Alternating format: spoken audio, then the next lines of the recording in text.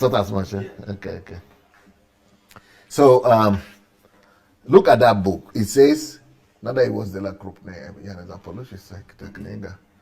it says, what miracles will not do for you? What miracles will not do for you? Well, when I was growing up in Africa, let me tell you the truth right now. If you would tell me that there's something miracles will not do for you, I would just say, let me come and be going. That you are either an unbeliever, an atheist, or you just don't know God. This God, this miracle is a miracle working God. Is a miracle work. So miracle, it means God can do everything. And miracle, God, believing in miracle and the God of miracle is that he can do everything, including putting your life in order. He will do it. Only maybe you have not prayed enough, or you have not sought his face. By the time he answers your prayer, he will set you. He will set you up. He will arrange your life. He will help you plan. He will help you structure your life. He will help you organize your life, and he will help you achieve your goals because he's a miracle working God. Preach it. These are the kind of preaching. These are the kind of preaching they like in Africa. Spiritual. Very spiritual. How can you say God cannot do anything? Is there anything God cannot do? Is there anything God cannot do? Please, please. You don't know this God, though.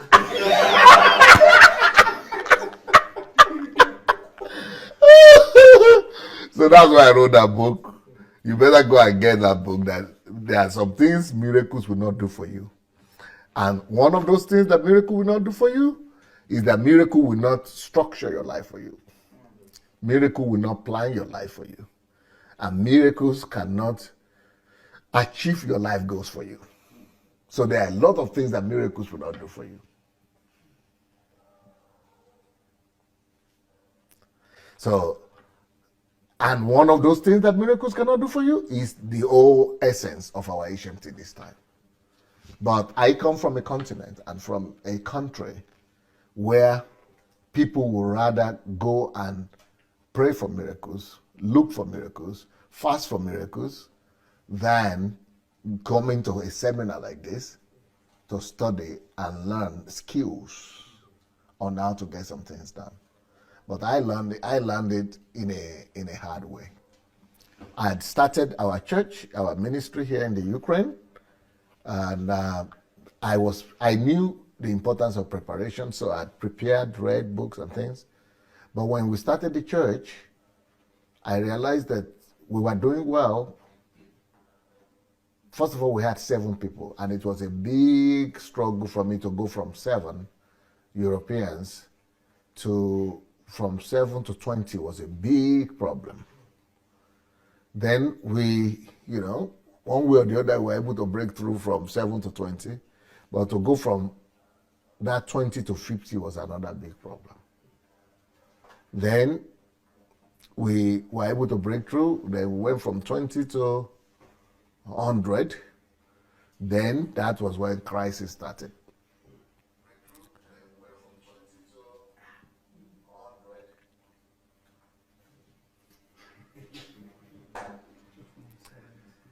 Then I realized very fast that if you want to build a big organization or a growing organization, that the tools that I had, the skills that I had were not enough. And what were my tools and skills? My tools were prayer, fasting, reading the Bible, preaching, and getting rema. I was always looking for those remas.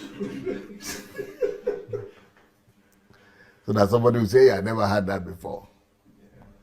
But it never grew my church, especially with the Europeans. They don't even know that there is something that was also here before. Not. So then we are just talking. So, and then miracles would not cause the church. Even miracles was not going to bring people. My first disillusionment was that I was praying for 6 months, fasted. I fasted for 6 months. This was not no food fasting, but I was eating only in the evening for 6 months. From 6 o'clock, I could eat for 6 months. And why I was praying and fasting like this was so that God will bring people. Then 7 people showed up.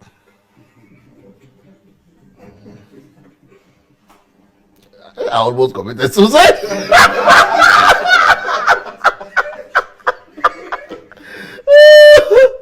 Because it was very annoying. I was ready to do miracles, but nobody to perform miracles upon.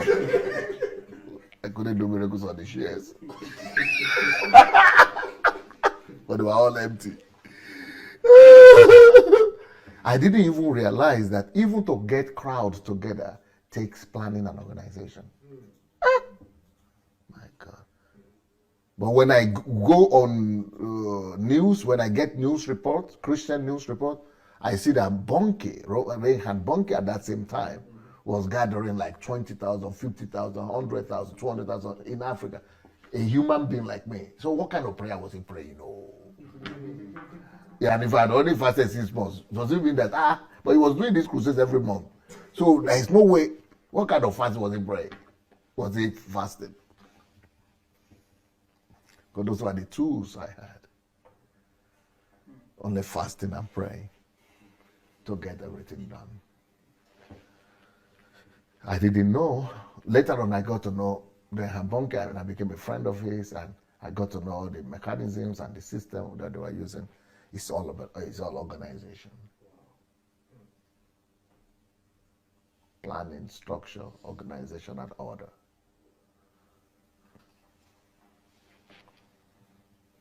But coming from where I came from, if you could pray and fast and believe God to show up. Because where I was coming from, if you could just have a miracle, big one, the whole village will come and gather together. The vultures will gather. If you could have a miracle, even one person got ill, it will bring his whole family members. But here, I was not even seeing that nobody seems to have any need for miracles. And when you tell them it has happened, the miracle has happened, they say, okay, let me check. Let me find out. They are not even sure themselves. What is you got healed? I say, well, I thought I was better yesterday. But today, your bloated or floated ego is bloated very fast. So it was not working. That was the first time I started encountering the reality of the fact that this life demands more than spiritual realities. That to just explain everything by spirituality and putting God, on spot in all things, because I've done my part spiritually, prayed, spiritually I've done everything I needed to do. But why was God not showing up? I didn't realize that there are some things that God will not show up. He doesn't need to come and show up. You need to show up. And not just you, I was there, but I was not showing up. My mind was not showing up. My mind didn't have the skills that I needed to gather people together, to be effective, to touch people, to be able to attain the goals that I wanted to. So when it comes to attaining goals in life, you will discover that you need more than spirituality. And what those same pastors that I was copying were not telling us, because all those guys that have those big churches in Africa, they have a good measure of structure, organization, planning in place in their ministries. That's why you will discover that most of the people who have the big ministries in Nigeria, for example, and most of the African countries, they are always educated, well educated. So they understand these things, but they just use them, apply them for themselves, But you young guy that's coming, you think that because what they float is their spirituality. And you think it is that spirituality that is actually behind everything they were doing. They will tell you about the handkerchief, they will tell you about the oil, they will tell you about the tree or the stick, they will tell you about the agbada they have to cut, the flowing gown they have to cut and soak in the oil, and all kind of mysterious stuff, but never about the practical things. So, but I didn't know that at that point. Because anyone you see that has a big ministry or a big church in Africa is either Kumuyi, is a professor of mathematics, he could do the calculations. Or Adeboye is a professor of mathematics, they could do the calculations. Those are structures, organizations, management, or Mountain of Fire guy, what do you call it? Olukoya? Olukoya is a doctorate degree holder, he's a professor somewhere. Then you have Oyedepo is an architect, he's a science student, he's a builder, he could construct, he could put equations together. So all these people are people who are well developed in that sense. So, and I didn't know that. We were always thinking of supernatural things. But my first question started at that point. You see, I'd lived in Europe for several years at this point, and I had made some progress. I was the best student in my university, studying with Europeans, and still, until I got to do things by myself, I was actually working at the television station. I was I was a star, a TV star, but I really began to build by myself in Europe here. I didn't know that I lacked skills like this. You could be deceived because you are smart in education, thinking that you are prepared for life. And then you are going to be operational in real life, and that things are going to work for you. It doesn't follow. Well, I learned that lesson very fast. Not a pretty experience. Mm-hmm. You go fast for 6 months and get several people and tell me if it's pretty. Mm-hmm. Mm-hmm. Mm-hmm. Not a pretty experience. So that was when I already started doubting some things. And I already think I lacked something, though, but I didn't know what I even lacked. Do you remember? Do you know that even at that point, when I was struggling with all this from 7 to 20, from 20 to 50, I still didn't know what organization I needed.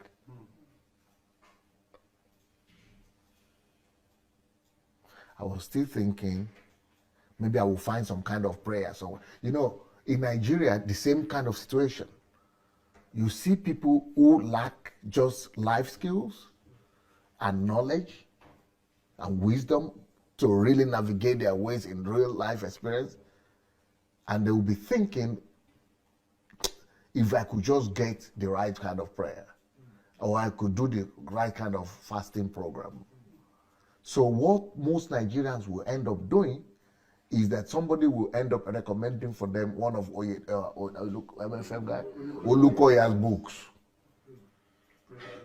They will say, you don't have that, all kind of prayer. You will say, thank you, my sister. My brother, thank you. You mean all these prayers are in this place? Thank you. You mean even all kind of demons are there that you can cast out? So, because you think, from where you are coming from your mindset and worldview, you are thinking, it's just another kind of spirituality you need, or another kind. So that's how you find even genuine Christians who are really born again, who had experience with God before. But when life situations confront them and they don't have ready answers in their environment, they begin to look for more mystical way out. And they even fall and get to be members of that kind of church. Even though originally, without any situation in their lives, they would have known better that that kind of church is not a church. That is a satanic center, that MFM. It's not a church of the Lord Jesus Christ. It's just like synagogue. They are the same. That man, Olukoya, is a promoter of Satan. Just like Joshua is. you know. But many people will not know because they were already saved and they're going there, so they're thinking because they are praying and they're talking about demons and problems, so they think it will help them resolve their problem. But there are just other skills they needed, you see. So in my own situation, I didn't even realize that it is anything I had anything to do with management, structure. So I was not even looking there. I was not even looking to resolve. I didn't even know there was a case, there was an issue. I kept on suffering, doing the same kind of thing I was doing. And somebody has said that it is madness, or it is insanity that makes you to keep on doing the same thing, but you still want another result. So, I kept on struggling until we had 100. You see, because of charisma, I am a person that is very personal, one-on-one with people. I pay attention to people. I honor people. I love people. I sacrifice for people. So all that is good enough to be able to gather at least 100 people around you. But if you want to begin to build an organization that will have more than 100 people, you alone and your charisma will not be good enough. You now need structure. You now need planning. You now need organization and management, kind of. So I will not tell you the whole story of how I got to later discover, just by accident. I got to discover that, because somebody wrote in a book that it was a pastor in America, and he wrote that spirituality, anointing is 50%. And for success in ministry, anointing is 50% and organization is under 50%. So that's when I was, what do you mean by organization? I know the word, but when it comes to ministry, work organization, is it not God that's supposed to? Is it not miracle? So I started looking for, because I also began to notice, because I started having members around me, but we were all white. I started discovering that they were good in foresight, in anticipating things that will happen and getting things in order before. Because, for example, when I want to travel, I'll go and buy my ticket next week. But they could have thought about that 3 months before. So those are the kind of culture, different culture that I was getting introduced to. I didn't know. So I started noticing that is also organization. Going to different examples like that. That is foresight, structure, organization, and things. And I started noticing that, no, I need this one. So with the books I was reading that told me that organization, and then with people I was seeing around me, they were not as spiritual, but they were getting better results. Just because they were thinking ahead of time, and they were putting things in place. So it took me a whole lot of suffering, and because each time I get stuck like that, you know what I used to do? When the church gets stuck like at 20 or 50, I'll go and pray and fast again.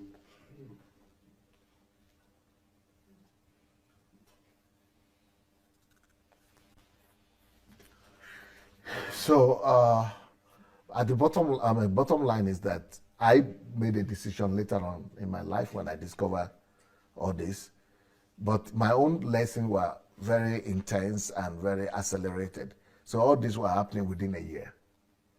So by the time I got it, in 1 year we're already having 1,200. Yeah, but I was determined that this organization, structure, management, which I admit is a weak point, not just for me, but for all people coming from my background. It's not something we are familiar with, or we are taught. We are not living that environment. We are not, for the European, for example, they have some amount of it automatically just because they are living in an organized environment. But where I was coming from, it's not. It's even a different concept. The only thing I saw my mother organize was just ironing clothes and putting them all in order.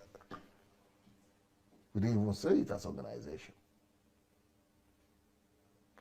So I was determined for myself that I will make structure, management, organization, planning my strength, my strongest point. Because of the pain I had gone through and because of the suffering that I had to go through to learn this, I said I will make it my strongest point. So I started buying books and, on management, on administration, business books, and from corporate managers and CEOs and all those books that they're selling just to do self-education. But I was struggling because they were always talking about technical stuff, things about companies and things, but I will still manage to get something or the other. So I started really working on myself, thinking and really making things work for me. And until I started, maybe this took place. I kept on working with my experience. I learning from people, asking people. I got an administrator. Just employed in my team and all kind of things. So I was learning all the time. So by the time I did this for 3 to 5 years, I just discovered that something started opening up in me. But I cannot tell you that in all the books I read, that I was able to see a compacted information, put together in an understandable way, like what you are going to have this week. And even me, I've not written a book on it yet. So I have one on systems, on building systems, but it's in Russian language. So I have to get that into English. But so these kind of things, I think I might need to end up writing a few more books, because that might be an area where, at least from somebody who is coming from nowhere, and I have an experience to share that I could share with you. So so welcome. And so the topic of today is how to organize your life around your goals. And I will need you to be alert. Please, we need water to be around. If you feel like you are getting weak, go drink some water. And we need to put some candies in place. We need to put chocolate, candies, everything in place as early as possible. You need to be alive. I will really need you to be alive. Or coffee. Coffee is a good one too. We need coffee to be around too, so that, you people could be, because this would demand your 100% alertness.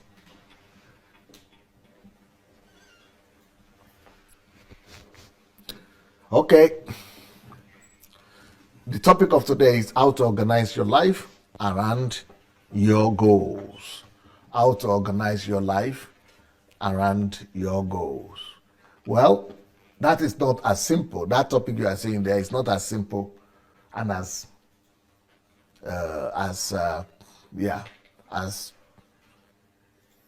simple as you think. Most people don't view life as objects that could be organized. For most people, life is in the mysterious. And for most people, life is illusional. For most people, life is not tangible. So in most people's minds, you can only arrange and organize tangible things. So if I go to the room, I see things that are not in the right places, I can organize them. That is a faster thing to understand for most people than something invisible like life. So how do you organize something that is non-tangible? It's much easier to organize something that is physically visible. But when you come to something that is invisible, like life, then you really need some skills here. And you need a lot of help right here. And coffee too, right? They will bring coffee as well? Okay, coffee is available, right? Okay. So The reason I'm talking about all this coffee and chocolates and things is because you don't need to think too much, but you need to be alert. Okay, so how to organize your life. And if you are watching this program, please, will you go and share it with your friends and family members and invite your friends, as many people as possible, to come join? It might be a life-changing experience for them. So how to organize your life around your goals. Okay, so we are talking of life, your life, and we are talking about it to being organized. So for you to be able to organize it, number one, you have to see it as something tangible, or you have to bring your life down from the realm of the invisible realm, to the realm of visibility. You've got to be able to picture your life. That's through picturing. I spoke about picturing the last HMT, not going to do much of that, but you must be able to picture your life. Then after picturing your life, so for something to be arranged or organized, that thing must have particles or objects, different kind, more than one entity. It must have some areas and some divisions of it. So you must see that your life is not just one entity or one piece of life, but it's something that is much more complex than that. And that's why your life is complex. And that's why it needs organization and arrangement. So we're going to break all that down, and it's going to be, I'm not being too technical. The way Spirit Peace is looking at me, as if I put you in the classroom. Eh? Okay. Because you are looking at me as if I became a professor like that in the university.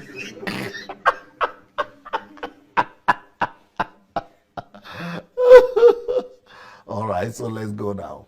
So how to organize your life around your goals. So there are three things: your life, organization of it, and around something. So organizing your life around your goals, in this title alone, for people who are deep, you are already having keys. And you are already having answers. But for you to see those answers and keys, you've got to be able to think. Deep thinking. First of all, the key that is in this place, that is in this title, is that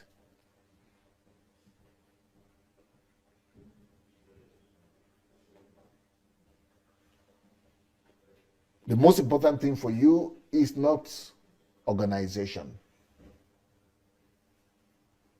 There is something else that is more important than the organization of your life. And that thing is, organization makes sense only when it's done around your known goals. That's why I wrote that book, A Visionless Life is a Meaningless Life. And when Dr. Clement was talking, he also said about time, talking about time, that for you to be able to plan your life, you must be able to have with the goal towards which you are planning it. So even if you are not, and I've thought about this when I was preparing for this, that some of you might be here who don't know their goals yet, or their life goals yet. But don't worry about it, because I'm going to help you enough. Maybe you might not be able to know exactly what you're going to do, but at least you're going to have an idea, and it's going to help you to be able to organize your life anyway. So later on, when you want to be more concrete and more specific about your life goal, you'll be able to go and do it, as we said the other time, getting the book, Who Am I, and the series I taught on the video, and go to Solitude, yes. But right now, if you read books on motivational speakers books, on vision and on organization, they always talk about planning, time planning. They always talk about time planning. But that is the problem. That is the missing link. If you read books of that Anthony Robbins and other people like that, most of them talk about planning. but they always talk about time planning. And that is the problem. And that's what's going to be different from what we are going to be teaching today. And that's why this topic already gives you a key. You don't just plan your life. And that's very similar to what Dr. Anu wanted to talk about. Oh, I want to plan my solitude and things like that. That's time planning. But this planning that we're talking about here is about planning your life. But normally when they tell you about planning your life is that, oh, okay, how to best use time. Okay, you are working this time, this one is this, remove this from this, put this more time here, use more time.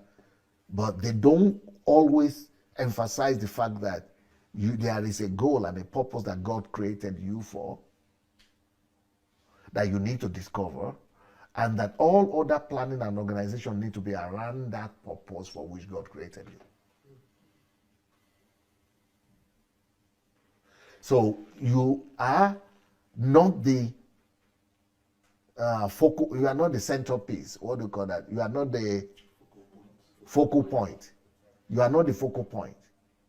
The focal point now becomes, but what they do is that they make you the focal point, and you are the decider. And you just use time to just make you to be more effective.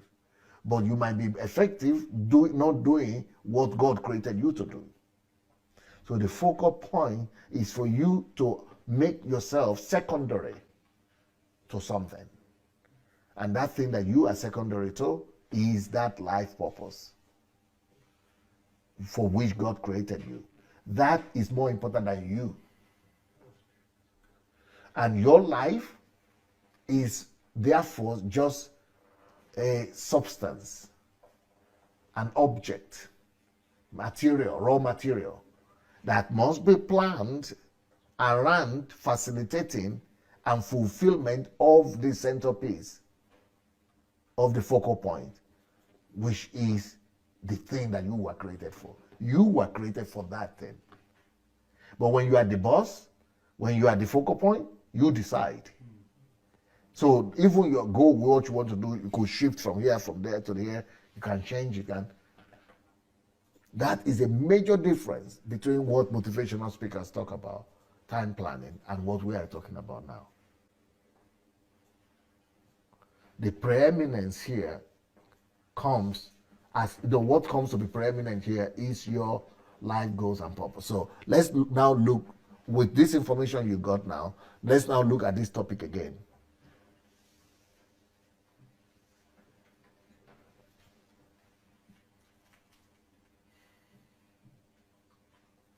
Can you see from that title that the focal point is the goals?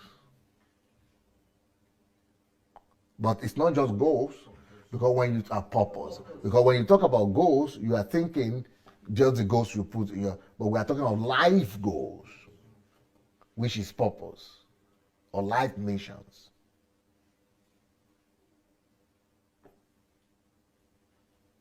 So it is the life mission that is the central piece, that is the focal point. But most people, most of us, and any other person who will see this title, even that, and that's one of the reasons I've not written a book on it, because they will misunderstand. They will not see what I'm saying. So if I say how to organize your life around your goals, and that's my book, people will think they know what I'm talking about. They will think, oh, it's time management. But they will not see all the pieces and the details of what I'm telling you right now. But now you can see it. The primary thing here is life goals. Your life is secondary. An organization and organizing your life is the tool you need, the skill. So those three different things, distinctive things, pay attention to them. Your life goals, the mission, your purpose, is the central piece. That's the primary thing there. The secondary thing is your life, and it's just, servicing that goal. But the tool, the skill that you need to help you organize your life around the most important thing is the organization, the skills, the organization, the ability to organize. Okay, so we are just understanding the title right right there. But before I go into the teaching, I want somebody to say this thing I just explained to you in your own word, in anybody's own word, what you got from this title alone. Because I wasted 20 minutes explaining just the title. So I must make sure you got it. Excuse me. Okay, so this is what I'm saying, and this is my understanding. Everyone that comes into this life, or anyone that turns up in this life, has something he's here to achieve. And that is his purpose, that is his life goals, that is the only thing he's been created to achieve. Every other thing else is secondary. Even that life which that person is living is secondary. Aha, beautiful. If you got that, because yesterday Alan spoke about being successful and then messing up your life. That's because he's seeing his life as the most important thing. He's not noticing or not knowing that there is something that is missing in his life which was supposed to be even more important than his life. So if you don't have that thing that is missing, then you end up living your life for yourself. And then that's the beginning of destruction. Self-destruction. Even if you never drink or smoke or use any abuse. You still self-destruct because you'll be living that life for your family, for example. You will still self-destruct because you'll be living that life for your children, for example. Or you will go and sell it out for Uncle Sam making money. You are dead. You kill yourself. And the reason is because you didn't find that thing that is even more important than the life itself. Because your life is just a means to an end. That's why you die. Yeah. Okay. Beautiful. Go ahead. All right. So everyone mention that topic again. Yeah. How to organize your life around your goals. The goal, your life goal, is your life mission, is the reason why you even turned up on this life in the first place. Good. The life which you are living is the avenue, the raw material, the secondary thing that makes you able to achieve those life goals. And the skill with which you will achieve those goals is the organization. So what you are saying is that your life itself is the fuel. Is the fuel that you use. Is the medium. Is the motor. Yeah. Is the engine that needs to power that life goal. Yeah. Okay. Then the skills that you need is the organization. Is the organization to be able to make sure that your life is servicing that purpose for which you are created. Yeah. Beautiful. Well said.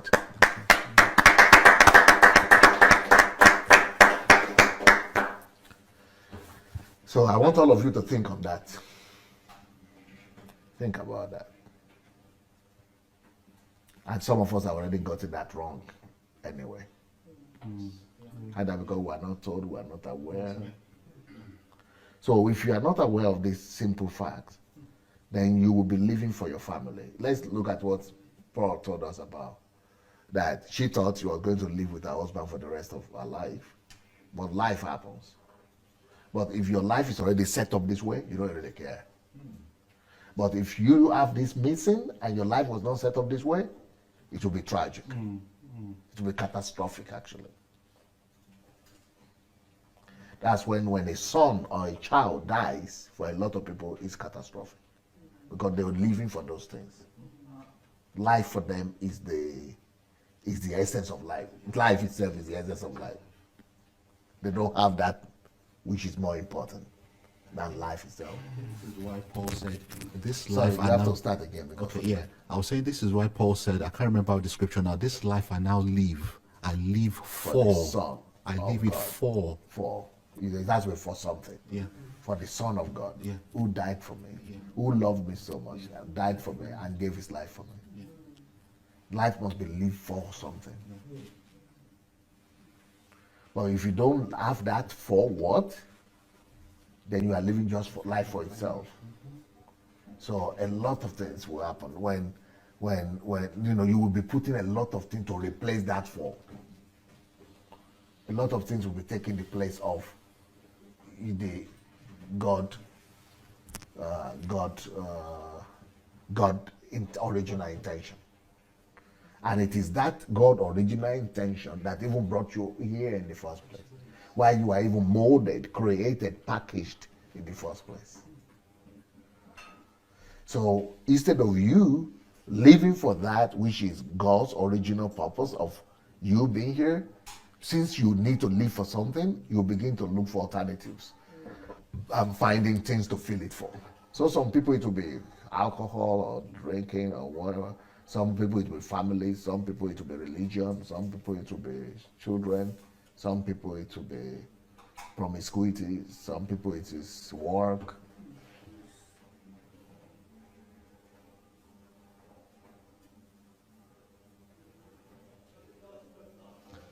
So this topic is not as easy as you're looking at it. It's not as simple as you look at it. It's deep. And I think we have to write a book about it. But only I was not in a hurry to do that because I'm afraid, I'm concerned of writing a book that people will not value. Well, you will value it because you now know what we're talking about. Okay, let's go now. What is Harvard? Harvard is the leading university in the world, perhaps the most prestigious of all. To be able to study there, you need not only to pay $200,000 in 1 year, but also to withstand the competition from 200 to 2,000 people in place. For a place, for a spot. That's what we're trying to say. Like there's it's a stiff competition. It's a, like about 2,000 people are vying for one place. So you really need to become, unless you pay your way, but you have to have a lot of money to pay for it. So all of us know what Harvard is, prestigious, okay. Harvard is not a joke. This is a university that takes the best of the best, overachieving students or graduates from other institutions who have already proved themselves to be good at something. Harvard is a serious university, a source of manpower for the ruling elite. Yeah, because graduates from there and Yale, two of them, and all from Oxford and what was the other one? Cambridge, they rule the world. They call them Ivy Leagues, right? Okay, so let's go. Harvard is a dream of every genius.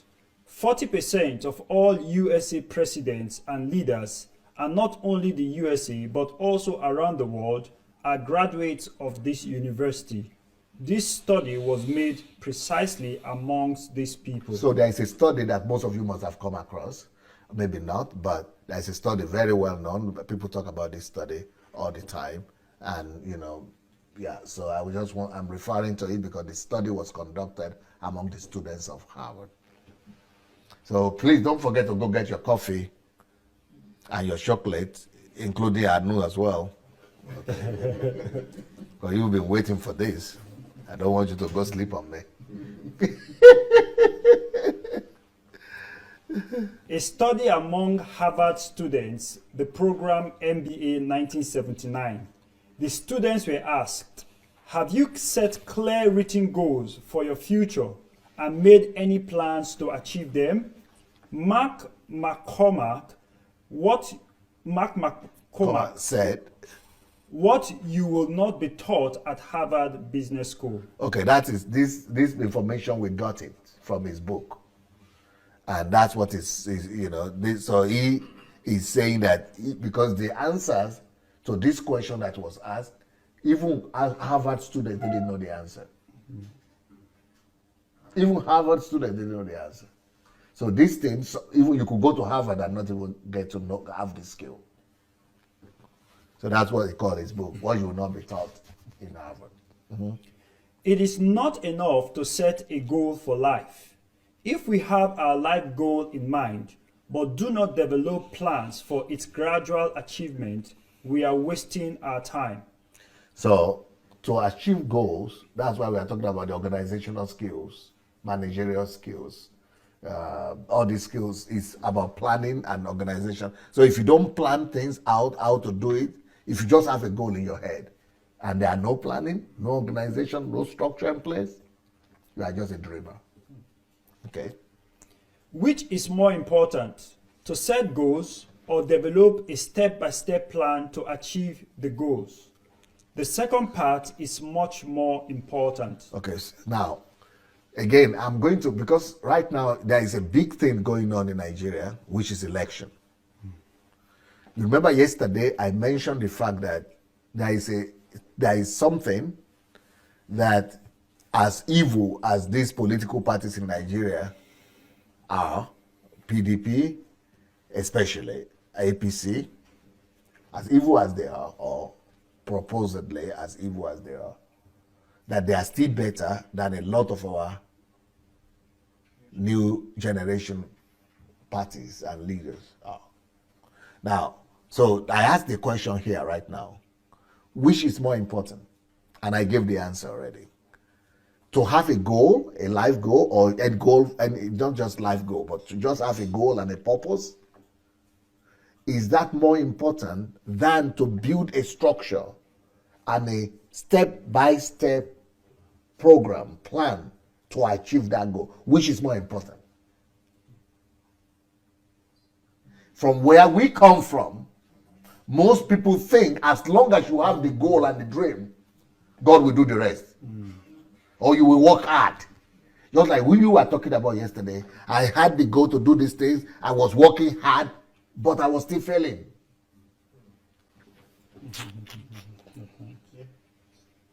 Can you imagine that after I said that thing yesterday, why I said that these evil parties are even better than, you know what people were writing in comments? Yeah, okay, you remember the comments? People were saying, so that means, so these people should go and win because of the organization. That's not the point. Forget about that right now. Because I was saying winning is the goal. So you've got to do something. Anyway, then they were saying, okay, even if they will not win, is the winning the most important thing? You know, those are the kind of comments that's like, they are not getting what I'm getting to, where I'm going. They just want to be right in their own eyes. They just want to be correct. But don't play with your life like that. You can play around with political parties, but if you play around with your life like that, you will live to regret it. But anyway, the point I'm making is, so when I say PDP is even better than Sowore and his team and the other people, because they don't have the foresight that those PDP people had. Why do they have it? I don't know. Either because they're educated or because they have been in the field for so long, they have the experience, or I don't know. But they have something that these people don't have. And when I spoke about structure, I even have one of my disciples that wrote it's my disciple, it's on our platform, because he disagreed with me. Because he disagreed with me, he went and wrote a whole article on and put it in the internet. Those who say structure, because of structure, they will not support the new generation leaders, they are wrong. And I disagree with them, and this is why. So he roll. I said, okay. You see, Jesus is very smart. He said a teacher, or whatever they say, a student, no matter how good he is, he will not be better than his teacher. When I read the thing, he was right. I said, ignorance. That article is it's a result of ignorance. Instead of him to say, okay, Pastor, explain what you mean. Exactly. And learn. But he can, because he's an ardent supporter of Sowore, and he's a fanatical supporter. So the fact that anything I say like that, it takes it personal. He doesn't know that I'm just trying to teach everybody lesson. I'm not even thinking about him. I'm just teaching because things that are happening are letting me know that our people are limited. They don't have this experience. Sowore himself doesn't have the experience. How can you just 1 year to vote? How can you just come up and say, even less than 1 year, and say, I want to run? And then you are just running up and down as if you are a rabbit. you are just going to kill yourself. or you are going to get disillusioned, and then many people are going to get disillusioned with you because they are going to put their resources in it, they are going to try their best, and then they are going to find out that it doesn't come to anything. Let me tell you something, and for those people who are doing politics, who are in politics and supporting all this new generation, look, charisma, gift, just like I discovered when I was starting the church. Charisma, gift, all that thing can only take you so far. In anything you want to do, in any endeavors, in any endeavor you want to engage yourself in, remember this. If you forget everything else I will say, don't forget this one. 75% of success is already written out plan. Finished product. You must have a finished product in organizational structure. So let me use another example. Like you want to build this house. If a house that is so complex like that, I'm not talking about makeshift houses kind of, but if you want to build something like a car, a house, or a ship, or the 75% of the work is the architectural design. You know, the finish, the sketch or the what? Templates. The drawing, template, architecture, the project. That is the most important thing. That is not just the most important. It's not just 50%, 75%. So the implementation, just to go and vote, to go and campaign, and all those things, is only 25%. So now how do you want me to support somebody that I cannot see is 75%?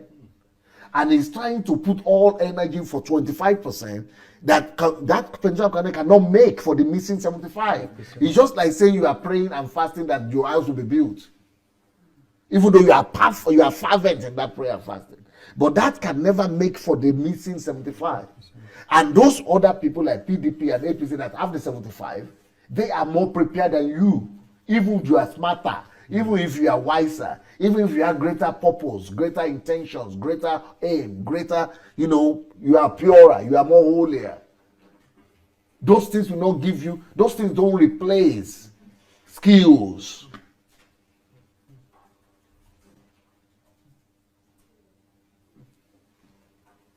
So when I try to say this in simple terms to my own people, they think I am the one who is not consistent because I've not taught them that level of something yet. But after this, I hope they will listen. And there are ways, what they were supposed to have done is, before even announcing that you want to run, you've already covered the whole country with structure in place. So in every local government, every ward, everywhere, not just just registration or one person there. No, you already have such a network that by the time you announce like this, it will be like that. Buhari, everybody is putting that everywhere. It's like people are on drugs. That's what people are saying. Oh, but what does our Obama have? You are from Chicago. Who is from Illinois here? Obama worked as community organizer. He was a specialist in organization. He was a specialist. He's skillful. That is his geniusity. In community organization, he was a genius in it. He had built network and infrastructure for years. And he had tested it and it had worked for him as a senator. Because there even was a time that he ran as a senator for the state, he lost. But he built it again, he perfected it until he worked and made him senator. Then he went and did it all over the nation before he announced. So by the time he announced, network was working for him. That is 75%. But when Showore tells them, he will say, what experience did Mayowa have? Mayowa, sorry. What experience did Obama have? Because I don't know, maybe he doesn't know, or he doesn't just tell them, or why. They don't study that. Yeah, they don't go that far. He will say what. So, but his followers are repeating the same thing. What experience does Obama have? But he became president. I'm just looking at them like this. Since you are not asking me, I no go talk. Since you think you know, make you enjoy what you know now. And then what Obama also did is that he took that experience of community organization where it was asked, he took it to internet and used it for money gathering for $10. Yeah. And he gathered more money than everybody ever gathered in history. Because he had set up the network on the internet as well. I receive his email every day when he was campaigning. You see? Every day. For You 5 see? years support. And every You see? That is called organization. That is what we call structure. He is not the one calling it structure. People are doing it. Now you understand what we know by structure. Now. You are in Germany, but they were writing you every day. And you are coming to your home and nothing. And you are wasting your time and your life, and you are saying, I don't care if I waste my vote. It's not about your vote alone. You are wasting your resources, you are wasting your life, you are wasting everything. But since you didn't ask me, I will keep quiet. And since people who think they already know, you can't do anything with them. Just let them go. Let them enjoy what they know. So when I said yesterday that PDP and people like that, there is something they know, and they're even better in some areas than these our new people.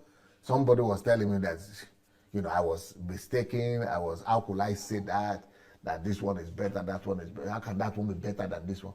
I said, even these ones these people you are all vouching for, you don't even know what will happen to them when they get to the place. Oh, wow. They have not been tested to that level yet. But at least, I will not even talk about that. But let me talk about what I know is missing. So I just said it in a very nice way the other time that I can't see their structure. If you want to see I have been talking about going to Nigeria to change Nigeria. If you want to know, I will show you my structure. I'm not even going to do politics. But any one of you that is interested, maybe before we leave for this HMT, I will show you my plan. I have a plan of how to set Nigeria in place everywhere, local government, in every question you can imagine. In fact, anybody that sees that structure will think, are you going to run for that? What is happening? Who did this?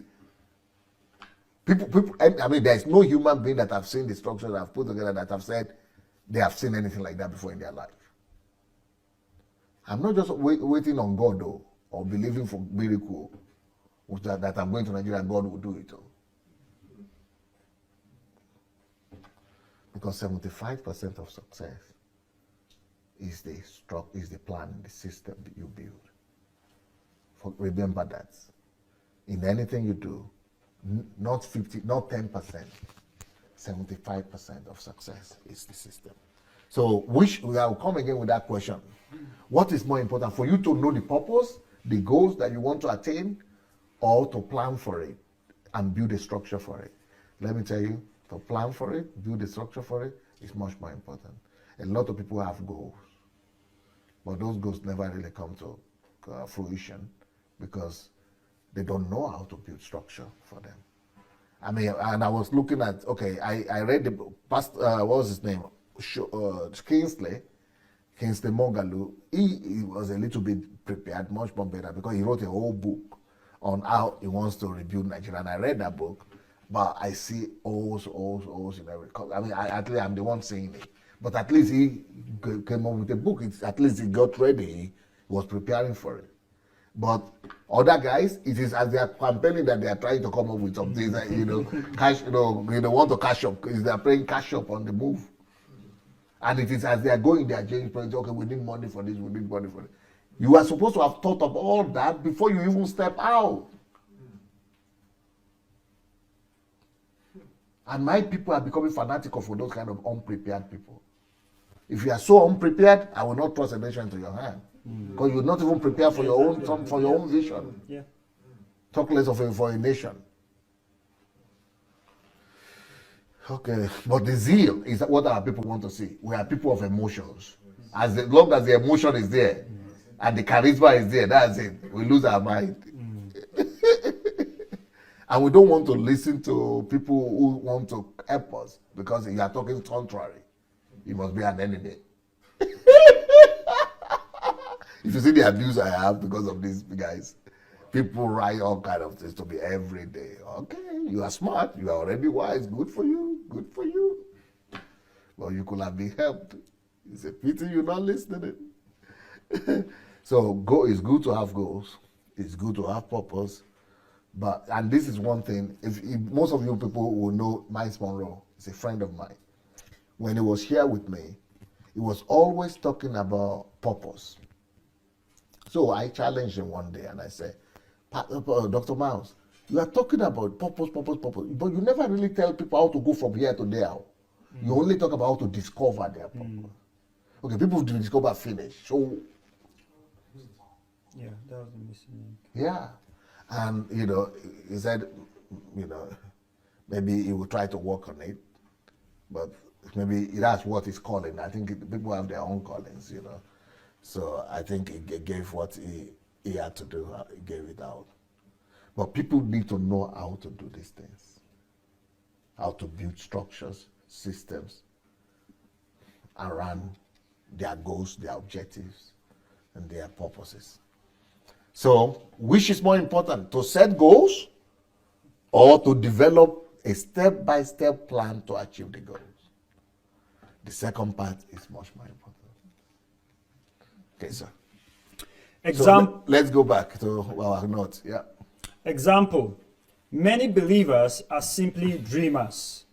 They have great revelations or they pray that they will be prime ministers, lawyers, doctors, etc. But they do not have any results. Sorry, I have somebody who has a revelation, who is a member of he's a pastor in one church in Nigeria. And he said even angel appeared to him that he was going to be the governor of his state. Heck. Hero. I love that angel. Eh? I love the angel. Yeah, he got a revelation. But his own was not just theory. Angel had to bring it. So, and I don't doubt, to me, when somebody said God said, you better agree. The better for you. But that angel appeared about 30 years ago. The only thing that has happened is that he's just getting older and older. And now he's so old he cannot even contest again. Because the thing is that I told him, have you joined any political party? He said, oh, they're all corrupt. All political parties are corrupt. And for you to join them and be a contestant, what they call government aspirant to be nominated, a candidate, that you have to do some covenant or some witchcraft with agreements, and that because he's a Christian, he is so Christian that he cannot go into and join those political parties because things are diabolical, things are happening. Okay, I said, but environment is 50%. He said, oh, God told me they will come and call me. The only problem with that is that nobody has called him for 30 years. Power, something that people fight for, something that people, give their life, die for evil. And you are nobody. You say people are going to call you. The people in Nigeria who are in Nigeria in the 90s, when this revival just started, there was a church they called Bethel, I think. Bethel, Oduyemi or something they call it. Is it Oduyemi they call it? I think it's Oduyemi. Yeah, I think it's Oduyemi. Yeah, Oduyemi, yeah. In Lekki somewhere there. Yeah. So that church and that pastor, he used to talk. He's the one that started all this prophecy, that God will just give prophecy. He handpicked one person in his own. My dad was in that meeting when he did. Are you serious? Yeah. So your dad got there, but you never mentioned that. It was just a one-off when I came back. Yeah. So he went and picked somebody in his own church and said it is the Holy Ghost who showed him that Igbo guy was going to become the president of Nigeria. Yeah. You know what I'm talking about? Yeah. You heard about the story? Yeah, my dad told me. The guy was every Sunday he would be saying, you are the president of Nigeria, no matter what happened, Abacha and everything, nobody can stop it. He anointed him. He said nothing will happen. He said, what heaven and earth will pass away, this world will not pass away because God has said it. Like, the guy waited. They were just only being anointed every Sunday. until the government came and the election came and passed. Abiola, the guy never contested because he was waiting that they will call you. You are the one that will. The guy said, "Father, Abiola won." Then when Abiola was not put in place, you see, it's because of you. They will come and call you. It's you they will call. Abiola will not be there. Abiola died. Even the man who put Abiola in prison died. Abacha died. They put another person. Democracy came. What was his name? Obasanjo won until the prophet himself died. And the guy became so, because he was a rich guy, the Igbo guy. He was waiting for president. He had lost his business. He became a pauper here in Nigeria. I spoke to him personally. He had to run away out of shame from Nigeria and became a refugee, somebody cleaning the toilet somewhere in Germany, in Europe here. Maybe not toilet, I'm just outraging. But he was just struggling and, like one of these hustlers here. And I think he even changed his name so that nobody would recognize that he was the one people were talking about. Wonder City. Huh? It's Wonder City. Wonder? They used to call it Wonder City. That's what they call the place. Wonder they happen there. You see, that's what our problem is. We like wonders, all those kind of things. Because you don't become president by prophecy. You don't become president by prayers. You want to tell me that Adebayo didn't lay hands on Jonathan that time? If I have his photo, if you want, I can prove it to you. Not only Adebayo lay hands, all of them, all over the country, they were laying hands. Even Oyedepo put him there and in the church, in the altar. And Jonathan became a preacher for that Sunday. But that didn't help too. Even all the witchcraft people, all the babalawos and the fan, everybody lay hands on the guy. Nothing helped. You don't win election by those things. So there are people right now who are telling me that Oshowore was going to win. In fact, a friend of mine who had given a prophecy for me before in England, and the prophecy happened the next day. He said they are going to seize your passport. Something. The next day they seized my passport. When I saw his video yesterday, that he said, well, God is already finished with Buhari, and that Showore is the person God has chosen. I said, this one you don't want to enter. His reputation don't ruin with that. The guy has collapsed his reputation. Finito is what. He went and put it in the internet, which expire. The guy is just coming. You see, all those prophecies, by the time we over-inflate prophecies, spiritual stuff, and our importance, we just miss it. These things are technical stuff. They demand skills. And you are going to put your mouth there. Okay. Ignorance is a big thing. So all those people prophesy. I've seen 2 or 3 of those prophecies that show whether it's going to win. There is somebody, the person who is going to win the presidential election in Nigeria, the name starts with S. Somebody saw it too.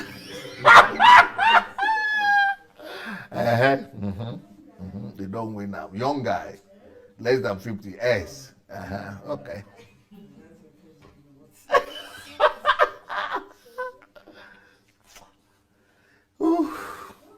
Anyway, let's go back to our notes.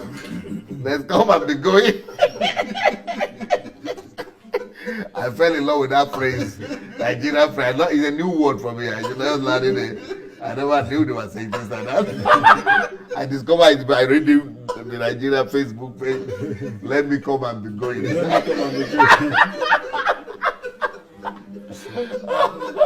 Or our bucket. I'm just learning some Nigerian language now. I'm enjoying the process. And I want to try to learn some pidgin by the time I get there. They really give you life. You laugh very well. So after the election, I will tell all the Showore guys our bucket. They will come with stories. No, we knew we didn't want to win. We didn't want to win. Of course.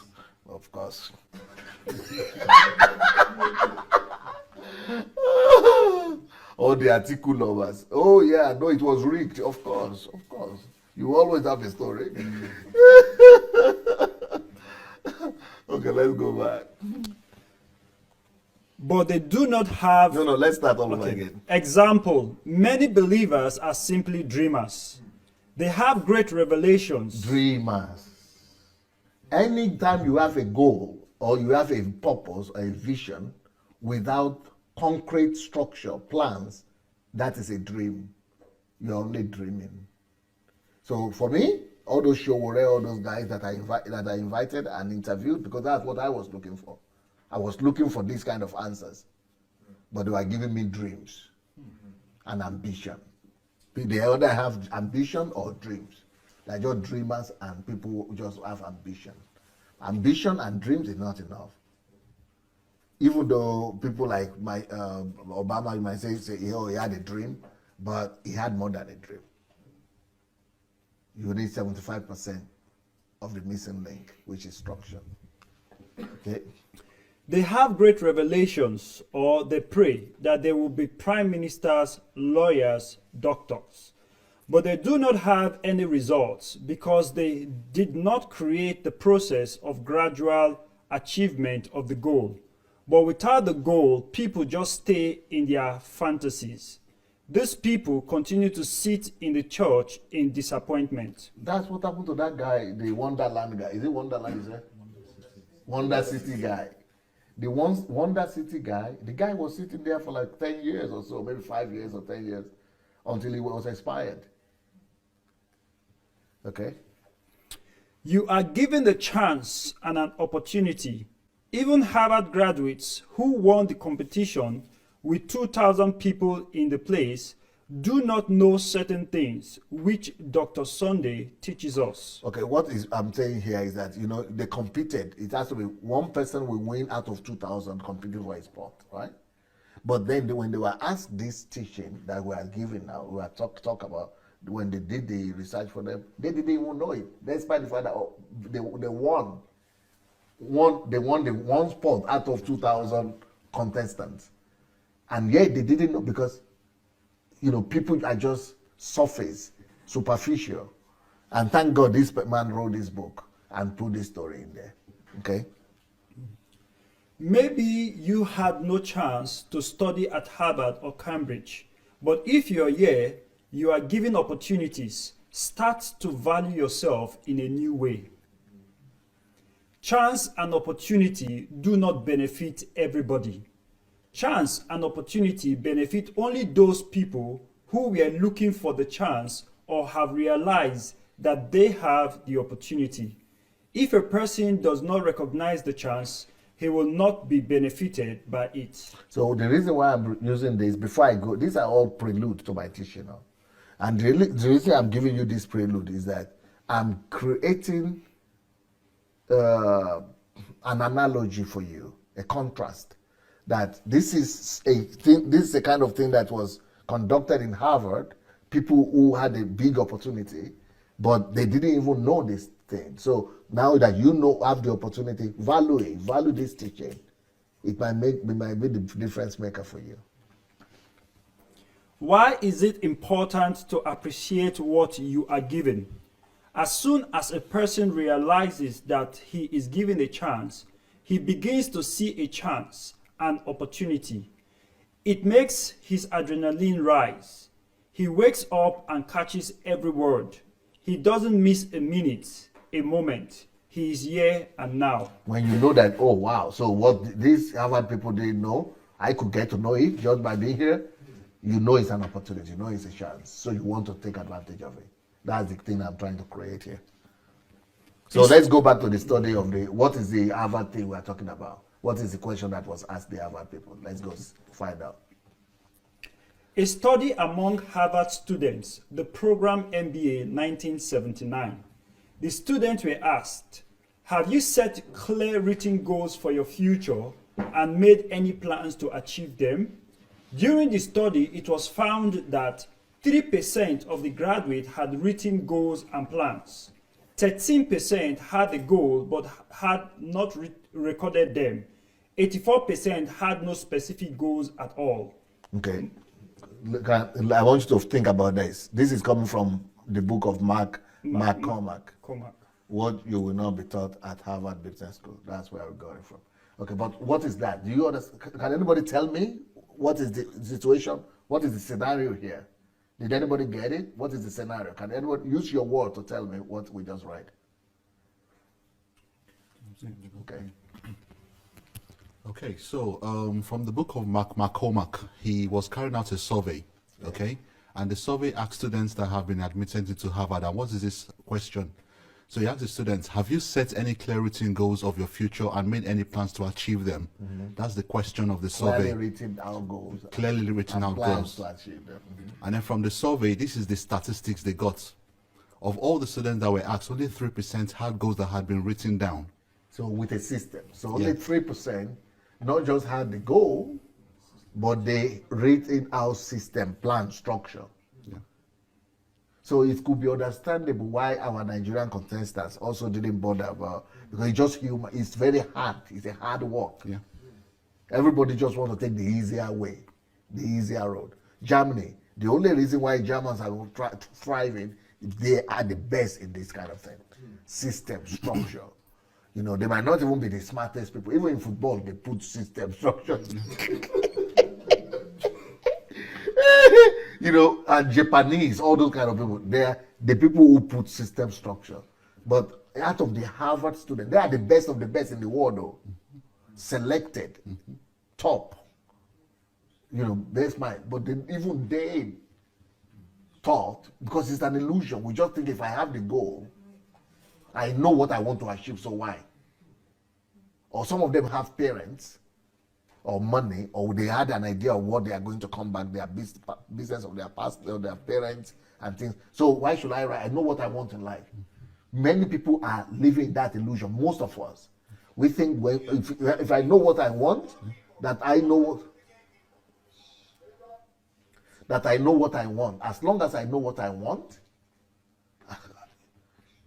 so we put faith more in our charisma, in our giftings, in our determinations, in our,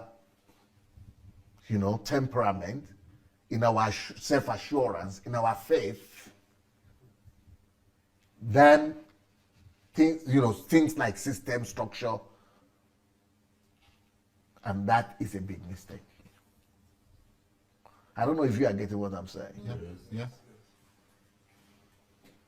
So most of those people who declare for Nigerian presidential, they are like that too. I believe it. If they are Christian, they say God will do it. So other people say, I know, I'm sure. They have all kind of talk they can talk. But those are not the things that get you results. No. 75% of the result comes thanks to well written out structure, plan, system, organization that you have put in place.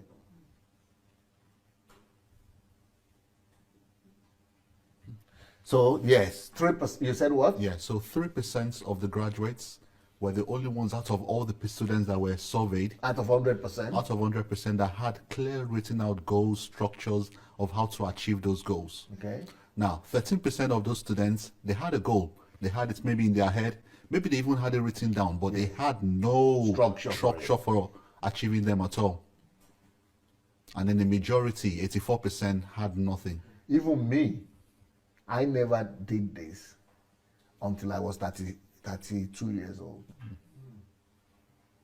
But I still thank God that I was able to, I told you about all my struggles and processes to discover what was missing link in my life.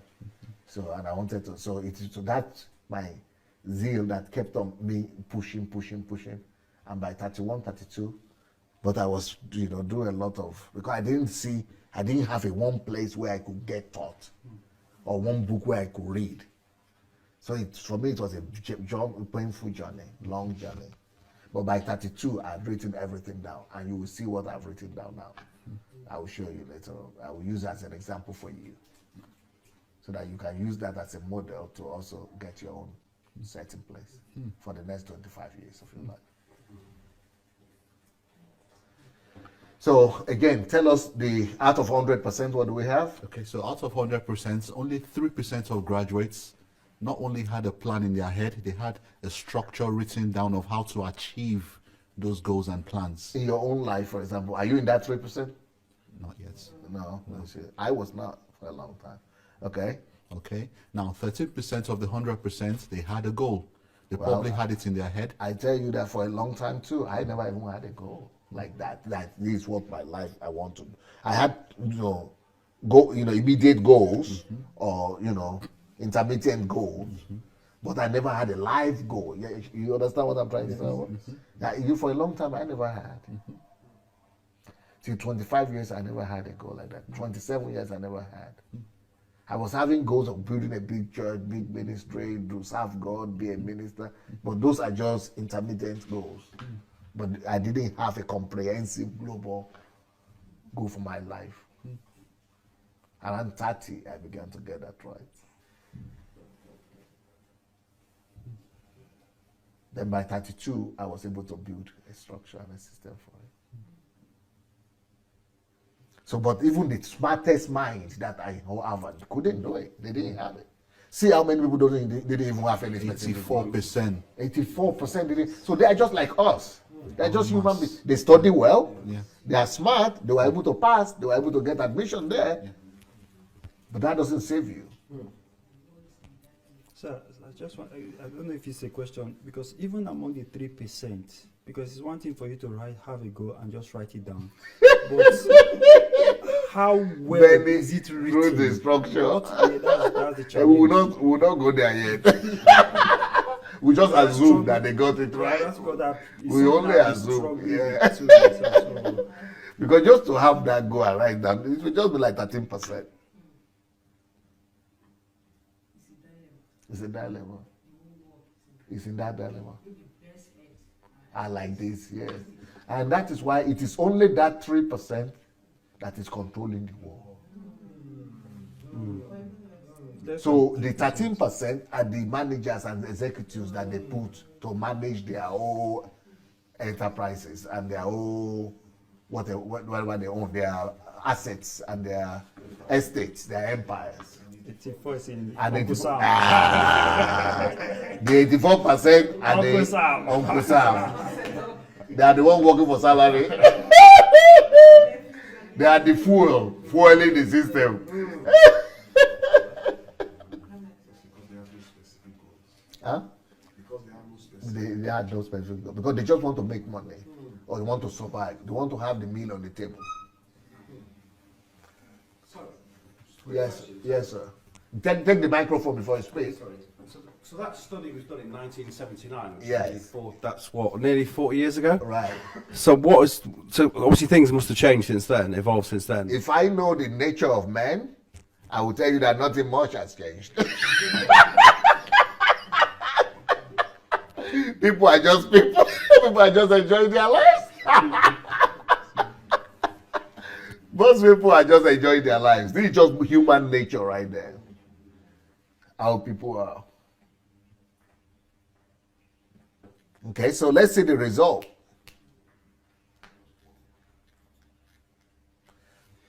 Ten years later. So this is 10 years later. So let's bring it to 99. 10 years later. 89. The results were shocking but predictable. 13% of students who had goals were earning on average 2 times more than 84% who had no goals at all. So that was the middle part. They had goals at least. They didn't have structure, but they were better than the 84% that didn't have goals. Just know that they want to. Because why is it that the 84% didn't have any goals? I will tell you why. Their goal was to get to Harvard. Then when they finish, their goal will be to get a job. But all that is still not life goals. Because first of all, their goal will be to get to Harvard. Then the second will be to do well. Get good degree. Then most of them will believe that, and this is what normally happens. When you get out of Harvard, you will be proposed a job. You will get a job. And that's why they didn't have a goal. But what they don't know is that they will be employed by the 3%. And if they are extremely good, they are in the 13%, they will be the managers.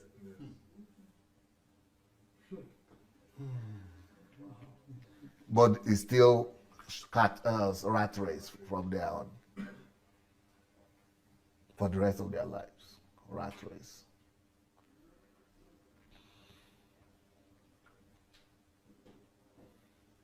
So that's why this HMT is hyper important. And I'm so surprised that not too many people got it or saw the need to come for it. Those who wanted it most. I think a lot of people just assume that from the title they already know what you want to talk about because they read motivational books and those kind of stuff. But they already know. Yeah, they think they already know. Self-assurance.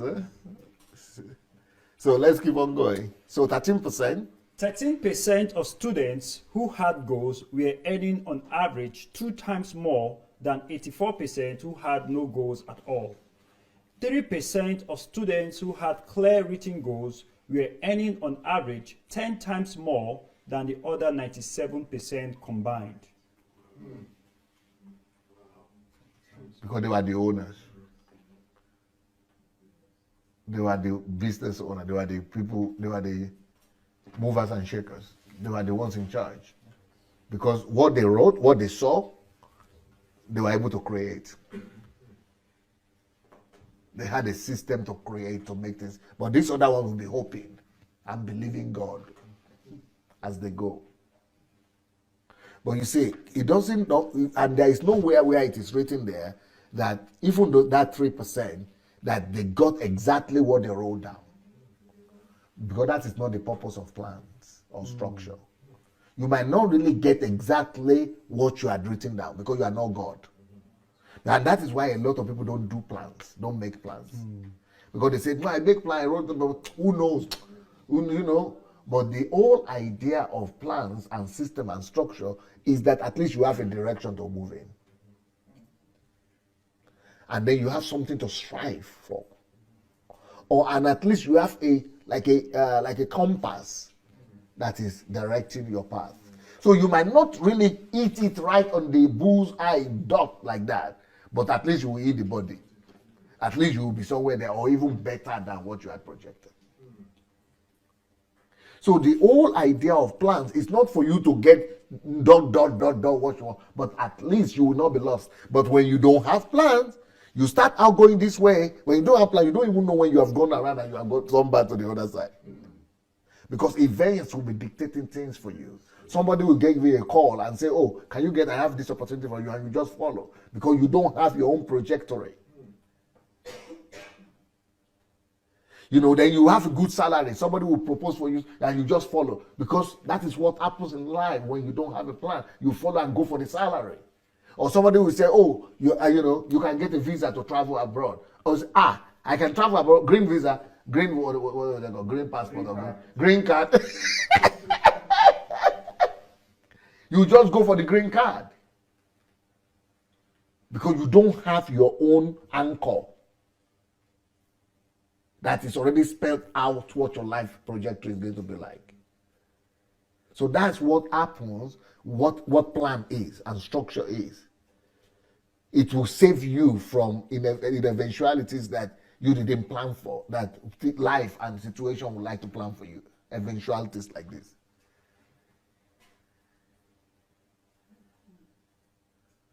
Yes, ma'am. Yeah, and I want to say, even if you fail with the plans, Yeah. it will make you to recognize that you have failed because you have a plan. Beautiful. Ahead. But if you don't have any plan, you don't even know whether you fail. You don't fail even or know pass. When you have that plan, even when you fail, you know exactly why you failed, what made you come short, and then you know what to do to, yeah. So, because I know a lot of people who argue that most of the people who do plan, who knows if the plan will ever come to pass. No, it's not about plan coming to pass. It's about you getting your life together and going in the right direction that your life was supposed to be going in. For example, if you don't have a life goal and the purpose for which God created you here, You know, marriage will be a big thing for you. And you don't know that marriage is the distraction for most people in the world. Or children will be a big deal for you. Can you imagine that some people are using their life to chase after having children? Because they don't have a life goal anymore. They don't have any other goal. So situations of life, oh, I married, I couldn't give back, will now become, it will now define your goals for you. So now your life goal now is to have children. Oh, I'm 35, I'm not yet. Oh, your life goal now becomes to try to get married. Because you didn't have a trajectory, nothing is, you didn't have a compass that's supposed to be leading you where you are supposed to go to. I've been invited to get your US passport, but I needed to stay there for 2 years or something, or some years, and leave my thing and leave the life purpose that already I said, okay, even though I would have liked to, but I would not exchange what I already know to be what God wants me to. Right now, as I'm here, I have offers to move to different places because they know I want to leave Ukraine. But I don't want to leave Ukraine because I want to leave. I want to move somewhere. I'm leaving to Nigeria. And people are thinking I'm mad. Nigeria, go to somewhere else now. You see, more than people are running away from Nigeria. You see, for me there is even no question. It's Nigeria for sure. Why? Because life trajectory is there. But other people who don't have that, opportunities will be dictating their life trajectory for them. Greener pasture. Greener pasture will be dictating their life direction and projecting to them. If you go to my country today and you tell people, okay, let me show you your life trajectory or green card. People will forget about trajectory. Let that trajectory wait. British passport. When I come back.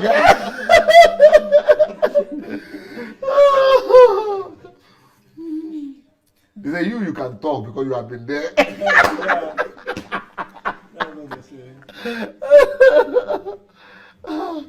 Okay, let's go. So you got the idea. Let's write. So okay, let me ask you rather. So what happened to people who didn't write anything down? Who didn't know? The 84% who didn't know what their life goals is. They're just studying at Harvard. They hope they will finish. They will get a good job. What happened to them? They worked for the 3%. Okay, go ahead. They worked for the 3%. Okay. That life. Any other person want to say? Yeah, they're locked up in Uncle Sam's system. Give to her. You've got to speak to the microphone. Yeah, the 84%. 84%. Are locked up in Uncle Sam's system. Definitely. Because that is the only thing most people know. Get a job. Their dream is to get a good job. Most people go to any university in the world, up to today. Their dream is to get a high-paying job. That's their goal. What else do you want? Then what happened to the 13% that actually had a goal, but maybe didn't have a structure and a system for it? Who wants to tell us what happened to the 13%? Yes. Is there? Yeah, you probably became manager or Yes. yeah, supervisor. But at least they had a better position Yes. than the 84%. But they also earn more money. Because when you are the manager or the bank director, you have more money than the workers. But what happened is that let's say how many more times do those 13% earn more money than the 84%? 2 times. Yes, they were having income better, 2 times better than their own classmates. So, but they got better jobs Just because of goals. because of goals. because they were striving. And because of that, they probably studied better, they probably looked for something. That goal made them to do something better. So they get better opportunities in life. They were earning more money. But this is business school. They are engaging everything by money. But, it's more than money, really. It's about the Uncle Sam, the system, and the captivity, the art, the pain, the confusion, the darkness, the lack of satisfaction, all those things. But at least but most people in the world, they use money as their, stake. Yeah, you wanted to say something, yes. The 3%, Yes, because they are the mover and shaker, yes, and the one that formed the system. yes. So they already made the system ready for Yes. the 84%. They create the that structure they will already. never get out of it. Yes. And they start doing the rat race. Rat race. They are the ones who create the system. But because they own the whole thing, they now earn like 10 times more than not just group 1 or group 2. Both of them put together. Because they build the systems. If you're able to build system for your life, then you can build system for anything. Like the Bill Gates, the Mark Zuckerbergs, they are just people who build systems. And to build system, you've got to write down, you've got to design, you've got to. So, just to go, could it be that this is something like this that people like Bill Gates and all the Harvard dropout Yes. discovered And they don't have and any reason to be in because school maybe they've anymore. written their plan and discovered that Harvard is not going They to will not- actually help yeah. them achieve it. You so got why it. waste time there? Brilliant. Brilliant. And Because they already built a system that System is for even bigger themselves. than Howard itself. If you can discover that ability to be able to structure your life, build a system for what you want, for the goal you want, that's it. Every other thing will work for you. Even Howard will work for you. This is what I wanted from people like Showore, or people like Mogalu, all those people. And we have to introduce it to Nigeria. This is how we're supposed to get to be able to learn. But what is happening to my people in Nigeria is that they just go to schools. They go and give exams, pass exams. But we must be practical with life. Now, I finished with introduction. All this I've done so far is introduction.